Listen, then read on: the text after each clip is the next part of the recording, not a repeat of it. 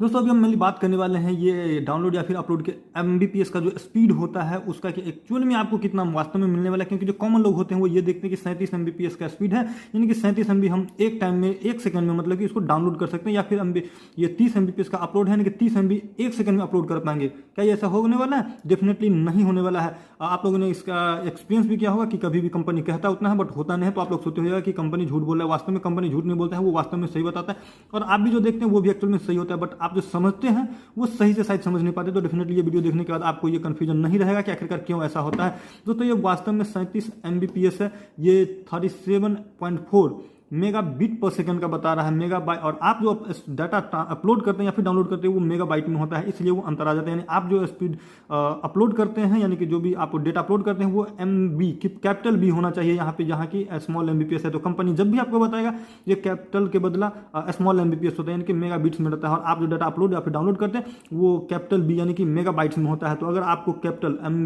B अगर रहेगा, capital M capital B, तो समझ जाइए एक्चुअल में आप जितना कंपनी बता रहा है उतना ही डेटा ट्रांसफर कर सकते हैं, यानी कि आप अपलोड अथवा डाउनलोड कर सकते हैं। बट ये जो स्मॉल बी है तो यहाँ पर आप एक्चुअल में उतना नहीं कर पाएंगे। तो इसमें कितना हो पाएगा? लगभग ये 4.5 एमबीपीएस के आसपास आ जाएगा। यानी कि एक्चुअल में आप जो डाटा ट्रांसमिट करिएगा, जो आपको डेटा आपको दिखाई देगा वो लगभग 4 एमबीपीएस का ही दिखेगा, इतना आपको नहीं दिखने वाला। हम फिर से इसका टेस्ट कर लेते हैं। और ये अभी हम बता दें कि इसका टेस्ट करें तो एयरटेल एयर फाइबर का है, जिसका हमने 40 एमबीपीएस का प्लान लिया हुआ है, जो अपलोड और डाउनलोड दोनों है। यानी कि इसमें लगभग 4.5 एमबीपीएस के आसपास अभी ये डाउनलोड हो सकता है। इसको लगभग 8 से अगर डिवाइड कर दीजिएगा तो एक्चुअल आपको मिल जाएगा कि कितना एक्चुअल में जो डाटा है वो अपलोड अथवा डाउनलोड हो पाएगा, जिस भी स्पीड में आपको आता है।